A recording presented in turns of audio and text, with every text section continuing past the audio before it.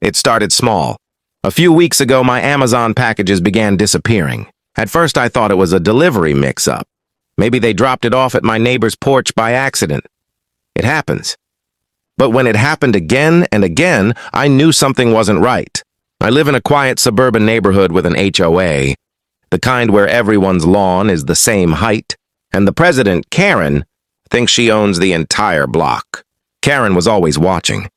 Whether I was trimming my bushes, washing my car, or even walking my dog, her disapproving eyes never missed a thing. One morning, I checked my Amazon tracking number. It said, "Delivered." I stepped outside, expecting my new headphones. Nothing. My porch was empty, except for a faint boot print on the mat. That's when I noticed something strange. Across the street, Karen was outside watering her flowers, wearing the same brand of Amazon box tape wrapped around her trash can lid. Coincidence? Maybe, but then I remembered she once complained during the last HOA meeting that too many deliveries make the neighborhood look trashy. She even suggested a limit on how many packages residents could receive per week. Everyone thought she was joking. Apparently she wasn't. So I started watching. The next day I ordered something small, a $10 phone case, and waited. I positioned my Ring camera perfectly. When the package arrived, I checked the feed throughout the day. Nothing out of the ordinary. But when I got home from work, it was gone. Again. I replayed the footage. And there she was, Karen, walking across my driveway like she owned it.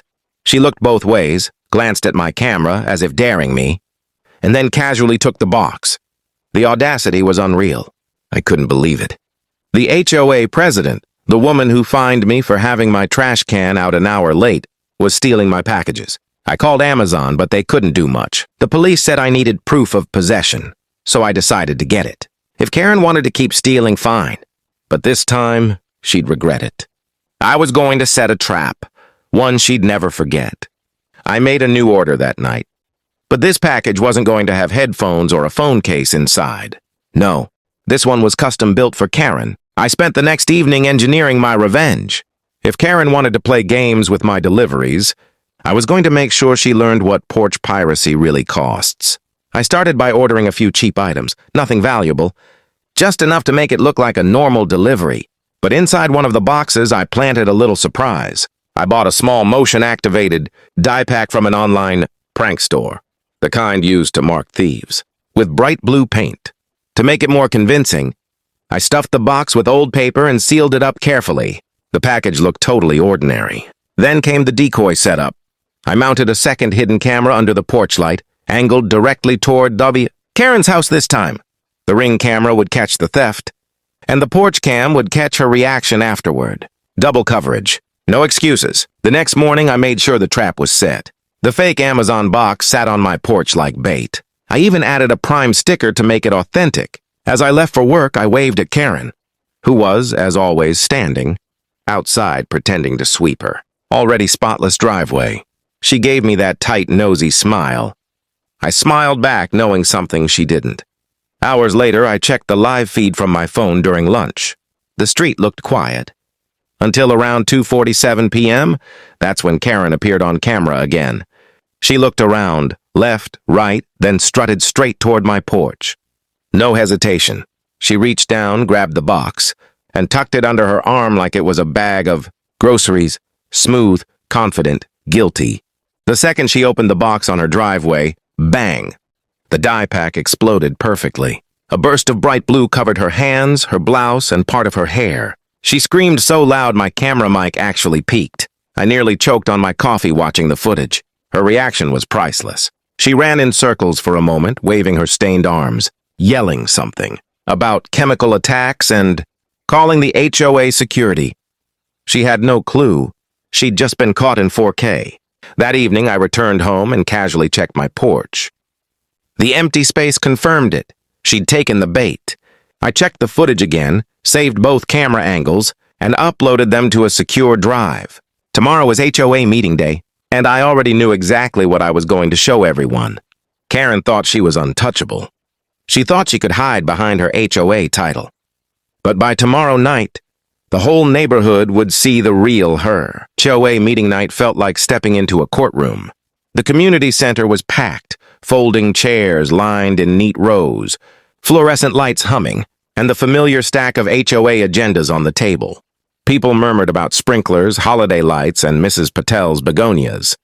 I felt my throat tighten as I tucked my phone into my pocket, the footage ready to play like an ace up my sleeve. Karen arrived 10 minutes late. Of course, perfect hair, perfect shoes, and a smug little paper cup of coffee she sipped like royalty. She took her seat at the head of the room, right under the HOA banner. Her eyes scanned the crowd and landed on me with that same look she always had. Equal parts suspicion and superiority. She did not know what tonight held. After the routine announcements, I asked to speak. A few eyebrows rose. People knew me, but no one expected a spectacle. I cleared my throat and said, "There's something I need the board and the neighborhood to see." I tapped my phone, connected it to the TV, and hit play. The screen showed my porch footage. The timeline rolled, then snapped to Karen strolling across my driveway. The room went quiet. You could hear the hum of the AC and the collective inhale of the neighbors. Then the second camera cut in, Karen with the box, tearing it open, and the blue dye exploding across her hands like a ridiculous paint bomb. A half-second later, the sound from the clip, her shriek.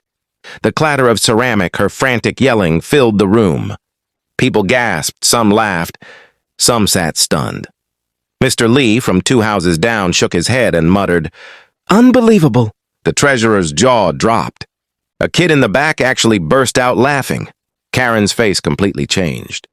For the first time since I'd lived here, she was rendered strangely human, flustered, indignant, blue-streaked. She fumbled for words, then tried to command the conversation. This is an attack.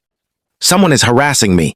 Her voice slid off into incredulous silence when half the room started pulling up the saved footage on their phones. We had backups. We had timestamps. We had commentary from multiple angles. The board chair, Diane, stood slowly. "Karen, we take allegations seriously, but taking another resident's property is theft." Her tone was measured, official. The room hummed. Karen sputtered, then launched into a practiced, outraged speech about negligence and being targeted.